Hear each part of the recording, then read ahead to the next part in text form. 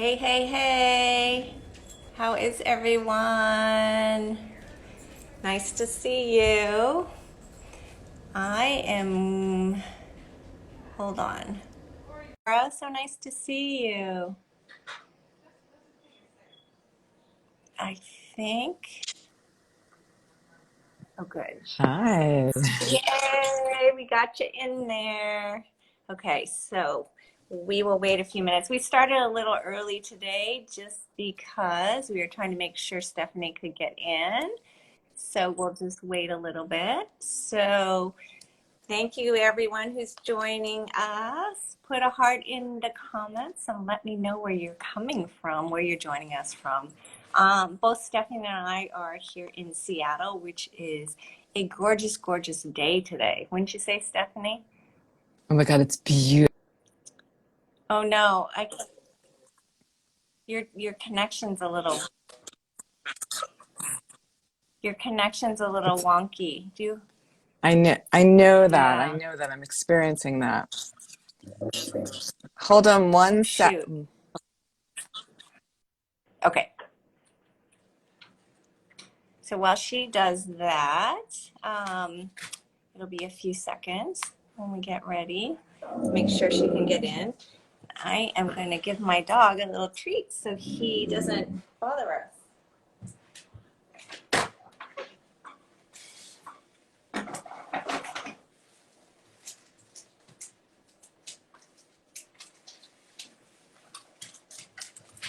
So we'll Okay, be I right back.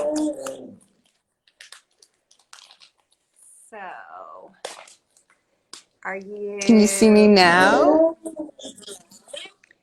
Yeah, you're still.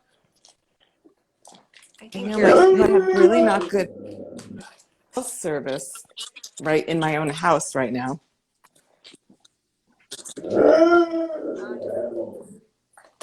Okay, Loki.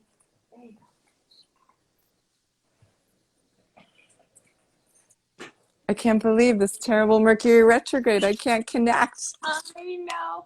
You sound okay now. How's it look on your end?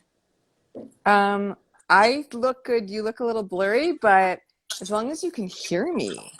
I can hear you. Can those of you on the call, guys, can you hear okay? If you'll like let us know, put a thumbs up in the comments. Anyways, we'll just kind of hang on for a few minutes. You sound better. Do I sound fuzzy? No, you don't sound fuzzy. Okay, good.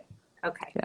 I'm so Well, we're sorry. I well. mean, it's weird when you like I say like I'm so sorry for my technical difficulties, but there's nothing I can do. Like Yeah, it, no worries. No worries. So, for those of you on, if you don't know me, I'm Ann Chikahisa from Chikahisa Studio. I'm a jewelry designer. And joining me today is Stephanie Galing. And she is an author as well as an astrologer and a dream Sherpa. So, we are going to talk about the secret tool that I've been using to help manifest my creativity. So, but before we start, I just wanted to share with everyone we have partnered together to do a giveaway. So if you have not joined the giveaway, please join. It's super. It's a big giveaway, and what's going to be in the box? This is what the box looks like. It's so pretty. Um, Inside is. Let me open it up. There is a spray. It's a aromatherapy spray that you can put on your pillow and help you sleep. I'll be creating a piece of jewelry, and there's a sleep mask and a beautiful journal, as well as Stephanie's book, The Book of Dreams. And this book is just, I have to tell you, the illustration in this book is so beautiful. It's so well done. So I'm super excited for people to see this in real life. So you can join by clicking the link in the bio, and we're going to pick a winner on June 24th. So anyways, without further ado, I think we should get this going. And what we're going to talk about today is a process called dream incubation. And so I'm going to let Stephanie start off and talk about a little bit about what it is. I had never heard of what dream incubation is. And after reading about it in the book, it was really, really interesting for me. So she's going to talk about what it is, and then I'll share a little bit about how I used it and my thoughts on the whole process. So, Thank you. I cannot wait for you to share with everybody like the practice and like what it helped to manifest for you. So when we talk about dream incubation, there's sort of two meanings to that term. The first is historically, dream incubation means a practice by which you enter into your dreams with sacred intent for healing or for wisdom to come through.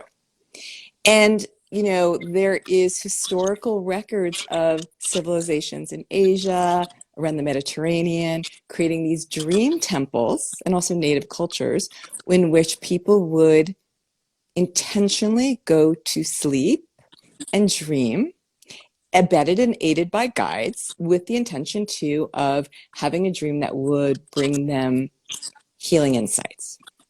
Now, when we talk about dream incubation, we speak to that.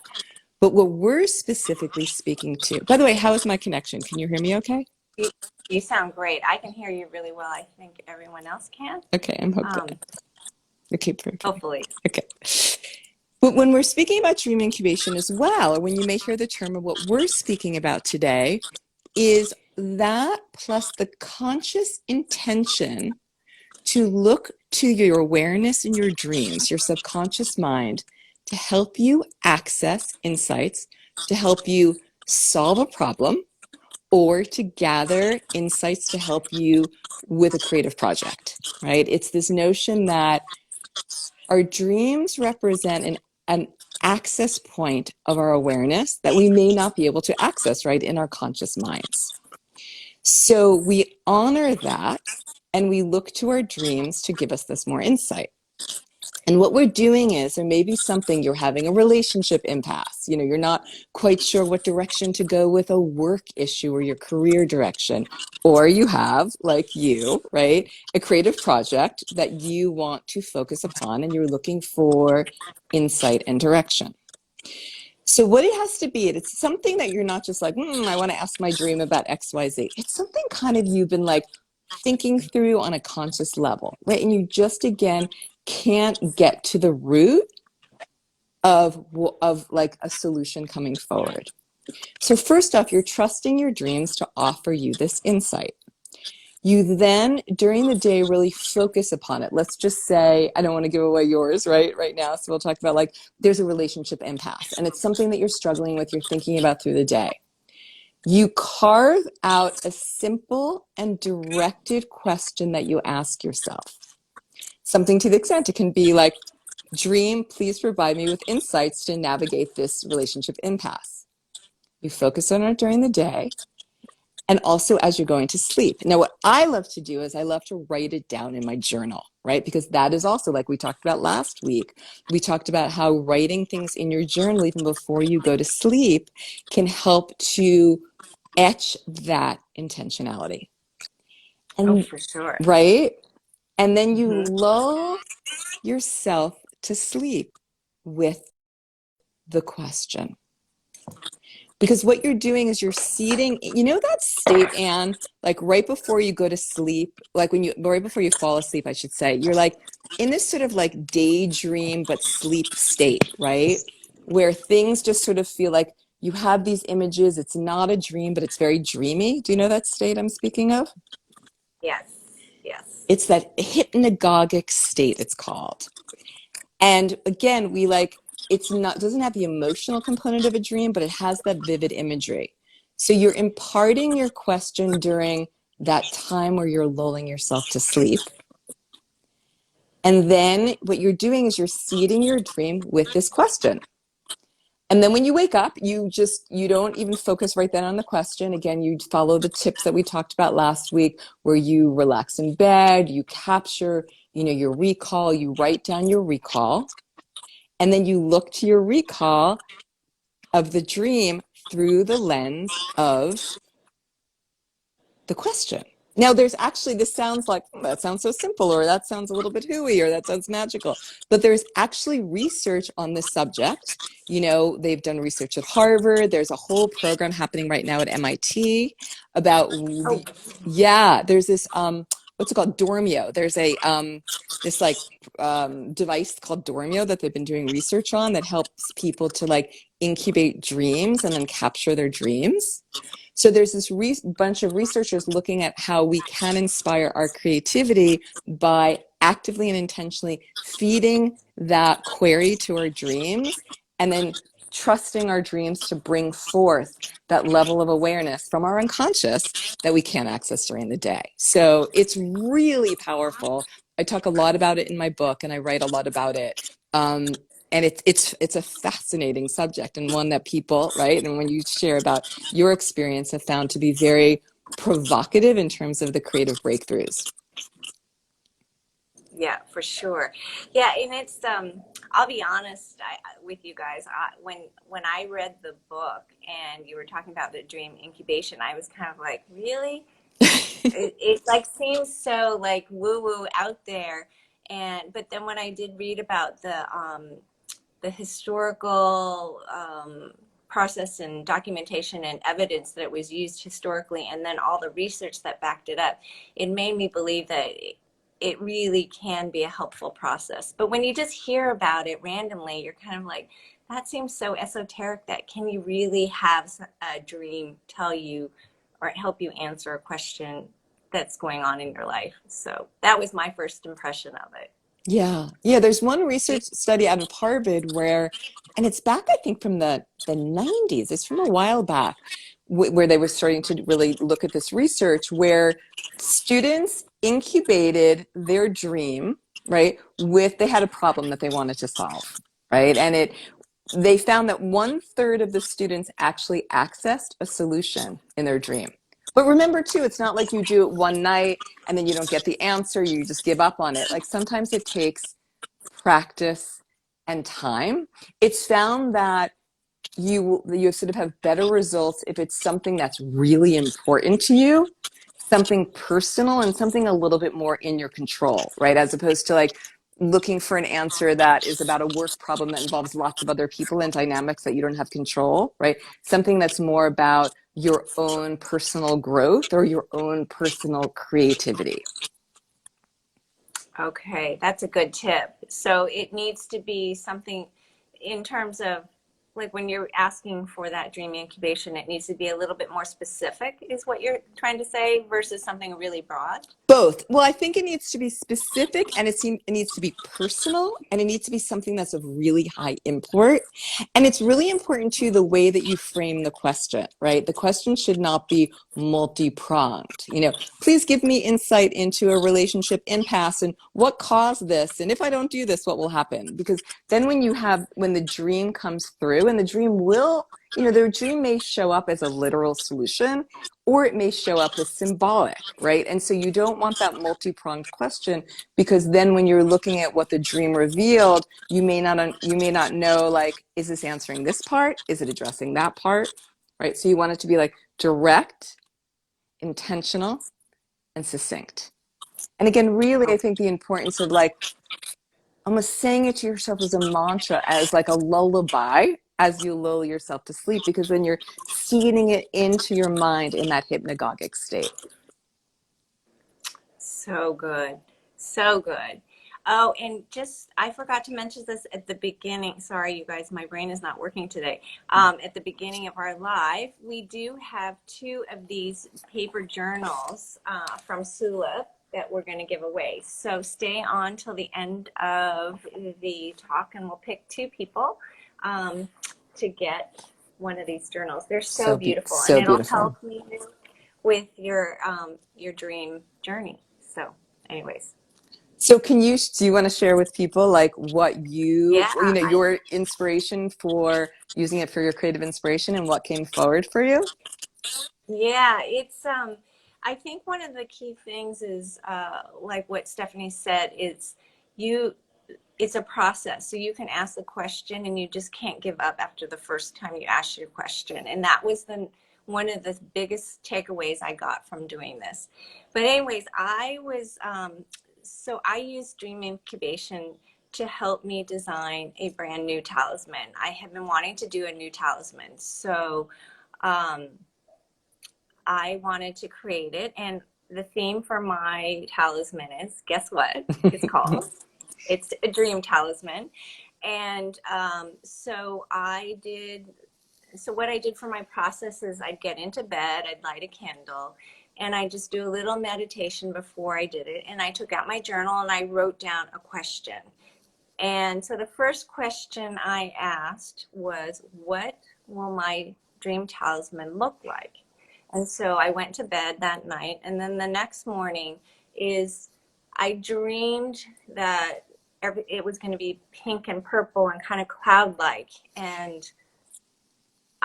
and to me, like, that's so like out of my realm of my aesthetic. So I was like, this isn't going to work. I mean, this is crazy.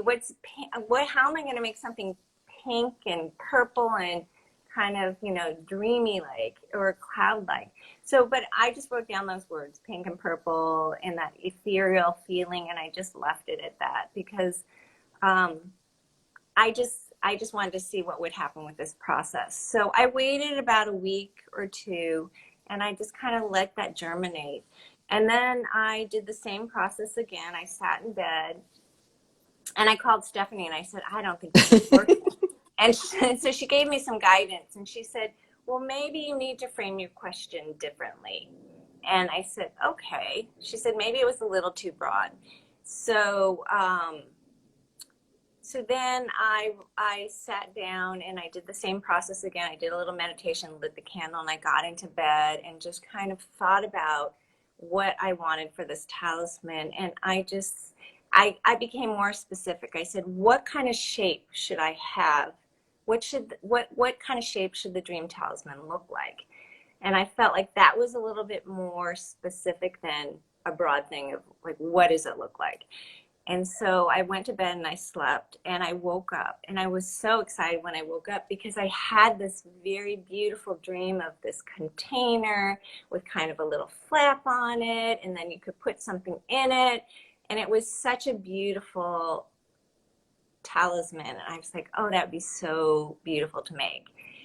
But then when I sat down and started designing it, I knew from a production standpoint, I couldn't do that because it was so detailed.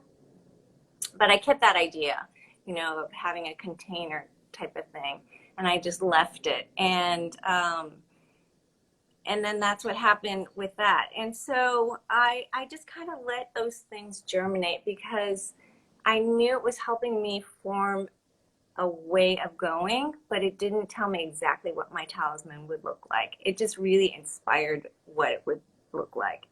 And so I think another key thing that I learned with doing this dream incubation is that you can't rush it and you can't judge what you write or what you dream. And I think that was the thing that I really had a hard time with because I wanted that answer to be so blatantly written in my dream that I'd wake up and I knew exactly what my talisman was going to look like. So I just took a deep breath and kind of walked away from it and just let all that germinate in my mind. And so I guess that's really the biggest thing that I learned about dream incubation is one, you can't give up and you got to let it happen a couple times. And then two is you can't judge any of it and you just have to let it happen. And so about 3 weeks after that, I did come up with a design and I am so excited to share it with you. I can't wait. It really came together after I let go of all those dreams and judgments of what I thought it should be. And so next week, on Monday, we're going to go live and I'm going to share with you what it looks like. And I can't wait to share exactly what I made. And that you made from your dreams, that your dream was your partner in envisioning and then manifesting this beautiful new creation. Yeah, it was really, really fun. Yeah, it's it's so powerful, like what your subconscious does, because it was taking in all this information that I visually see every day, and I put it away and I don't even realize I do. So what it really did was help me tap into that and reach really deep into this memory bank that I forget that I have, and help me create this piece. So Oh my God. yeah, it was a really fun process. And I have to be honest, I was very skeptical about it in the very beginning, and I didn't think it was going to work. And it really did. So it was fun. And I think that that's, you know, what you said, so much of what you said was so important, like the non-judging, right? That's really important in a lot of things in life, but with our dreams, just allow. Let it sink in. Not, don't try to analyze it. Just let it be absorbed within you and see where it's sort of how it percolates and how it Mhm. informs you. So I Yeah, think that for that's sure. so, so important. And, you know, to be able to like have a new piece of beauty that you created, right? That stemmed from, that was seeded, you know, in your Yeah, dreams, this other aspect, this other facet of you and your mind is just so beautiful. yeah, yeah. So, does anyone have any questions or comments about this whole dream incubation process?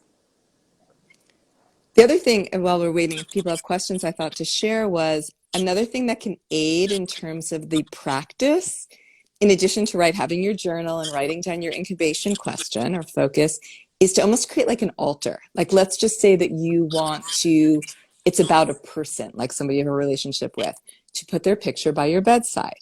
You know, if it's about, you know, a new painting you want to create, like have your paints or have a blank canvas, right, on your bed, you know, by your bedside or on your altar, right? So again, you're seeding the field with your intentionality. And that's been Oh, found even that's in research to like help to support it.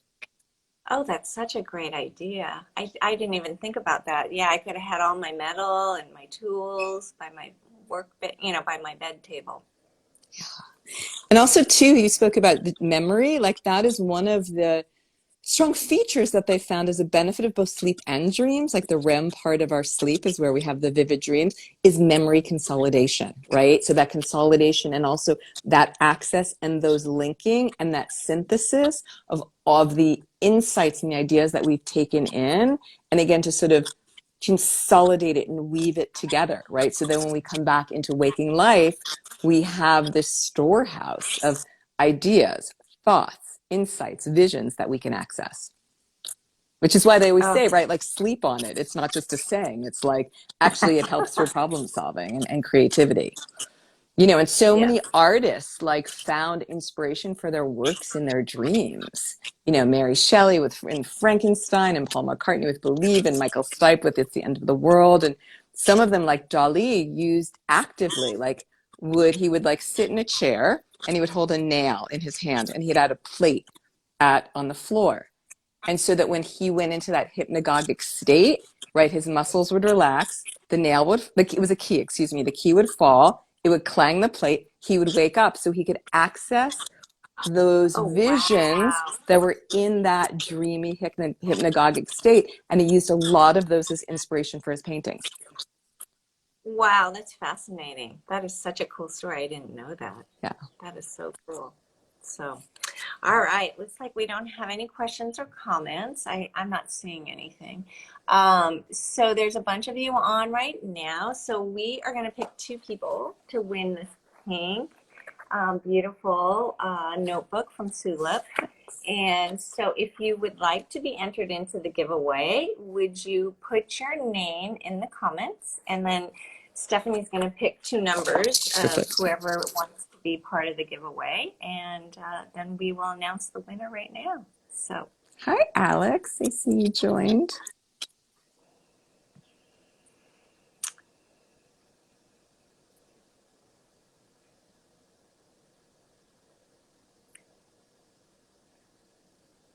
I know it's always the thing about live is it always takes a while before people come through. So it looks like there's some names being Okay, entered. and I'm not going to look so I can be like an unbiased, like Yeah, number picker. exactly. Yeah.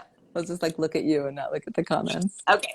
Yeah. And then you just tell me the number, like the range, and then I'll give two numbers. Okay. Okay. Anybody else want to enter?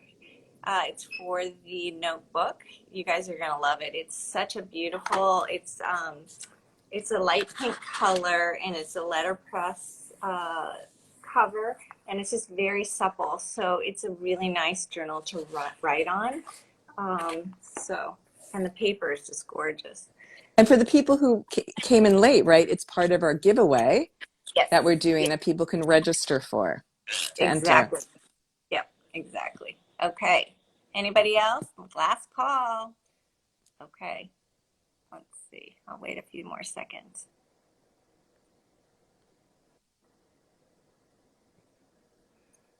Yeah. And so, Okay. Do. okay. Well, Huh? what's the numbers? Okay. 1 to 5. Okay. So that's a really good ratio, you guys. Whoever entered. 1 to 5. I say 2 and 5. Okay. Whoops. Hold on. So 2 is Dina, and then 5 is Carolina. So we will DM you, or Dina and Carolina, will you guys just DM me your address, private message me on Insta, and then I can ship those out later this week. It'll probably go out on Monday. So anyways, I hope everyone enjoyed our dream incubation. Monday the 21st, we're going to reveal what I dreamed up, my new dream talisman. And I can't wait to share it with you guys. So don't forget that. And if you have not joined our giveaway, please enter it. It's in the link of my bio, and it's also on Stephanie's website, stephaniegailing.com. And you can enter there as well. So, Dina, you're so welcome. Thanks for joining us. I hope you all have a Thank you, Carolina. I hope you guys have a great weekend and a wonderful afternoon, evening. All right. We will talk soon. We'll see you on Monday. See you on Okay. Monday. Bye. Bye.